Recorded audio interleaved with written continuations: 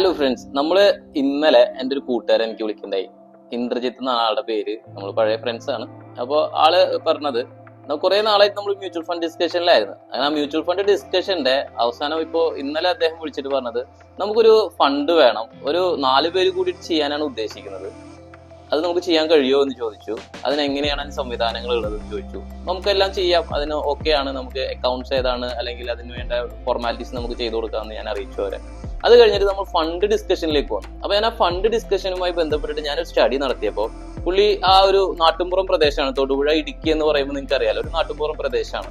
അപ്പൊ അവിടെ SBIക്ക് കൂടുതലായിട്ട് വിശ്വാസ്യത ഉണ്ടെന്നാണ് പറഞ്ഞത്. മ്യൂച്വൽ ഫണ്ട് ഇപ്പോഴും നമുക്കറിയാം, പല ആൾക്കാരുടെ അടുത്തും നമ്മൾ സംസാരിച്ചു കഴിഞ്ഞു കഴിഞ്ഞാൽ സ്റ്റോറീസ് ഡിഫറെന്റ് ആണ്.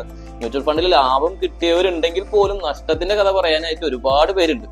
അപ്പോ അങ്ങനെ വന്നപ്പോ പുള്ളി പറഞ്ഞത് SBI ഒന്നുകൂടി ബെറ്റർ ആണ്, SBIക്ക് ഒന്നുകൂടി വിശ്വാസ്യത ഉണ്ട്.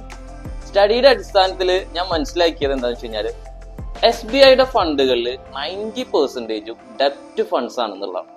അതായത് 90% അവർ ചെയ്യുന്നത് ഫിക്സഡ് റിട്ടേൺസ് ഫണ്ട്, അല്ലെങ്കിൽ മെച്യൂരിറ്റി അവസാനിക്കുന്നത് റിട്ടയർമെന്റ് പ്ലാനുകൾ, ഇത്തരത്തിലുള്ള ഫണ്ടുകളാണ് അവർ 90% ചെയ്യുന്നത്. അങ്ങനെ നമുക്കറിയാം, ഇക്വിറ്റി മാർക്കറ്റിനെ കമ്പയർ ചെയ്യുമ്പോൾ ഡെപ്റ്റ് മാർക്കറ്റിന് സ്റ്റെബിലിറ്റി കൂടുതലാണെന്നും അതിൽ റിട്ടേൺസ്, ഒരു ഫിക്സഡ് റിട്ടേൺസ് നമുക്ക് എല്ലാ കാലത്തും കിട്ടും എന്നുള്ളതും നമുക്ക് ഒരു ഏകദേശം 95% നമുക്ക് ഉറപ്പിക്കാവുന്നതാണ്. FD ഇട്ട് കഴിഞ്ഞാൽ എങ്ങനെയാണോ അതുപോലെ തന്നെ മ്യൂച്വൽ ഫണ്ടിൽ ഇൻവെസ്റ്റ് ചെയ്യാമെന്നുള്ളത് നിങ്ങൾക്ക് എല്ലാവർക്കും അറിയുന്നതായിരിക്കും. നമുക്ക് അദ്ദേഹത്തിന് പറഞ്ഞു കൊടുക്കാനായിട്ട് 2 ഫണ്ടുകളാണ് ഞാൻ കണ്ടെത്തിയത്. അത് എന്തുകൊണ്ടാണ് എന്ന് സെലക്ട് ചെയ്തതിന്റെ 2 റീസൺസ് ഉണ്ട്. കാരണം ഒന്ന്, അവർ പറഞ്ഞത് നമുക്ക് ഈ ഏജ് നമുക്കൊരു മാറ്റർ അല്ല, എല്ലാ സുഹൃത്തുക്കളും നമ്മൾ 32 വയസ്സുള്ളൂ, അത് കഴിഞ്ഞ് നമുക്കൊരു 60 വയസ്സ് വരെ സമയമുണ്ട് ഒന്ന്. മറ്റൊന്ന്, ഞങ്ങൾക്ക് ഹൈ റിട്ടേൺസ് ആണ് വേണ്ടത് എന്നുള്ളത്. ഹൈ റിട്ടേൺസ് ആഗ്രഹിക്കുന്ന ഏജ് കൂടുതലുള്ള നമ്മുടെ ഫ്രണ്ട്സിന് ഒരിക്കലും നമ്മൾ ഡെപ്റ്റ് ഫണ്ടുകളോ അല്ലെങ്കിൽ മൾട്ടി അസറ്റ് ഫണ്ടുകളോ ഡൈനാമിക് അസറ്റ് അലോക്കേഷനോ ചെയ്യാറില്ല. സാധാരണ നമ്മൾ കൊടുക്കുന്നത് പ്യുവർ ഇക്വിറ്റി ഫണ്ടുകളാണ്. അതിന് 2 റീസൺസ് ഞാൻ പറഞ്ഞല്ലോ. റിസ്ക് ഉണ്ട് പ്യുവർ ഇക്വിറ്റി ഫണ്ടിന്. ആ റിസ്കിനെ മിറ്റിഗേറ്റ് ചെയ്യാനായിട്ട് നമുക്ക് ഇയേഴ്സ് ഉണ്ട്. അതായത് 32 തൊട്ട് 60 വരെ നമുക്ക് 30 ഇയേഴ്സ് ഉണ്ട്. ഇങ്ങനെ 30 വർഷ കാലയളവിൽ ഇന്ത്യൻ മാർക്കറ്റ് എവിടെ എത്തും എന്നുള്ളത് നമുക്കൊന്നും ഊഹിക്കാൻ പറ്റാത്ത റേഞ്ചിലേക്കായിരിക്കും ഇന്ത്യൻ മാർക്കറ്റ് എത്താൻ പോകുന്നത് എന്നുള്ളതാണ് നമ്മൾ ആദ്യം മനസ്സിലാക്കേണ്ടത്. സോ അങ്ങനെ നമ്മൾ അവിടെ പറഞ്ഞു കൊടുക്കാൻ പോകുന്ന 2 ഫണ്ടാണ് ഞാനിവിടെ സൂചിപ്പിക്കാൻ പോകുന്നത്. അത് നിങ്ങൾക്ക് മുന്നിലായിട്ട് ഓപ്പൺ ആയിട്ട് പറയാൻ പോവുകയാണ്. ഒന്ന്, SBIയുടെ ഇക്വിറ്റി ഫോക്കസ്ഡ് ഫണ്ട് എന്ന് പറയുന്നതും മറ്റൊന്ന് SBIയുടെ എനർജി ഓപ്പർച്യൂണിറ്റീസ് ഫണ്ട് എന്ന് പറയുന്നു. ഇതിന് 2 റീസൺസ് ഉണ്ട്. ഒന്ന്, SBIയുടെ ഇക്വിറ്റി ഫോക്കസ്ഡ് ഫണ്ട് എന്ന് പറയുന്നത് കഴിഞ്ഞ 2013 തുടങ്ങിയിട്ടുള്ള ഏകദേശം 33,000 കോടി അസറ്റ് അണ്ടർ മാനേജ്മെന്റ് ഉള്ള വലിയ ഒരു ഫണ്ടാണ്. സോ അത് തന്നെ നമുക്ക് ഊഹിക്കാം അതിന്റെ പ്രൊട്ടക്ഷൻ, ആ ഫണ്ടിന് എത്രത്തോളം ആൾക്കാർ വിശ്വാസ്യത ഉണ്ടെന്നും അതിൽ എത്രത്തോളം ആളുകൾ ഫണ്ട് ഇൻവെസ്റ്റ് ചെയ്ത് എത്രത്തോളം റിട്ടേൺസ്, ആ റിട്ടേൺസ് നമ്മൾ അന്വേഷിക്കണം.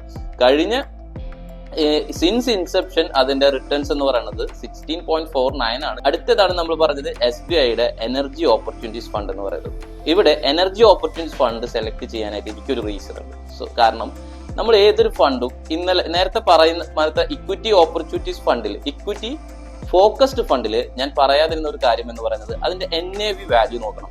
NAV വാല്യൂ എന്നത് 339 റുപ്പീസ് ആണ്. അതായത് 2013 മുതൽ അത് ഇൻവെസ്റ്റ് ചെയ്ത് ജനങ്ങളുടെ അന്നത്തെ 10 രൂപക്ക് തുടങ്ങിയ റേറ്റിന് തുടങ്ങിയ ഫണ്ട് എന്ന് പറയുന്നത് ഇന്ന് ഒരു യൂണിറ്റിന് 339 രൂപയാണെന്ന് പറയുമ്പോൾ അതാണ് അവിടുത്തെ ഗ്രോത്ത് എന്ന് പറയുന്നത്. 10 റുപ്പീസിൽ നിന്ന് 339 എത്തിയ ആ ഗ്രോത്ത് ആണ് അതിന്റെ ഇൻവെസ്റ്റ് ചെയ്തതിന്റെ റിട്ടേൺസ് എന്ന് പറയുന്നത്. അതുപോലെ തന്നെ SBI എനർജി ഓപ്പർച്യൂണിറ്റീസ് ഫണ്ട് എന്ന് പറയുന്നത് കഴിഞ്ഞ 2024 ഏപ്രിൽ മാസത്തിൽ തുടങ്ങിയ ഫണ്ടാണ്. ഈ ഫണ്ടിന്റെ ഇന്നത്തെ NAV പറയുന്നത് 10 രൂപ 134 പൈസ അല്ലെങ്കിൽ 10 രൂപ 13 പൈസ എന്നുള്ള രീതിയിലാണ് നിൽക്കുന്നത്. അപ്പോ അതിന്റെ ഓപ്പർച്യൂണിറ്റി എവിടെയാണ് കിടക്കുന്നത്? ഇനി ഇവിടെ നിന്ന് നിങ്ങൾ അടുത്ത 10 ഇയേഴ്സിലോ 20 ഇയേഴ്സിലോ ഇന്ത്യൻ മാർക്കറ്റിന്റെ എനർജി സെക്ടറിൽ ഉണ്ടാവുന്ന വളർച്ചയെ ആസ്പദമാക്കി നമ്മുടെ ഈ ഫണ്ടും ഗ്രോ ചെയ്യും എന്നുള്ള കാര്യത്തിൽ യാതൊരു തർക്കവുമില്ല. കാരണം SBI ഒരു ഫണ്ട് ഇനീഷ്യേറ്റ് ചെയ്യുന്നുണ്ടെങ്കിൽ അതിന്റെ പ്രാഥമിക ഉദ്ദേശം എന്ന് പറയുന്നത് ഇന്ത്യ ഗവൺമെന്റിന്റെ മുന്നേറ്റവും നമ്മുടെ രാജ്യത്തിന്റെ മുന്നേറ്റവുമാണ് അതിലൂടെ ഉദ്ദേശിക്കുന്നത്.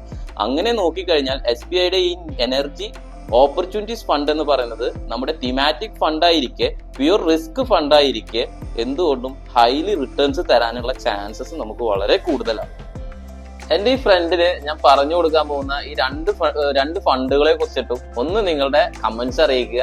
അതുപോലെ തന്നെ ഇത്തരത്തിൽ ഈ ഫണ്ടുകളിൽ നിങ്ങൾക്ക് ഇൻവെസ്റ്റ് ചെയ്യാൻ താല്പര്യമുണ്ട്, നിങ്ങൾ ഈ ക്രൈറ്റീരിയയിൽപ്പെട്ട ആൾക്കാരാണ്, നിങ്ങൾക്ക് ഇതിനെക്കുറിച്ച് കൂടുതൽ അറിയണം എന്നുണ്ടെങ്കിൽ കമന്റ് ചെയ്യുക, നമ്മളുടെ റിപ്ലൈ ചെയ്യുക. നമ്മൾ വാട്സ്ആപ്പ് നമ്പർ സൈഡിൽ കൊടുക്കുന്നുണ്ട്. So thank you for watching.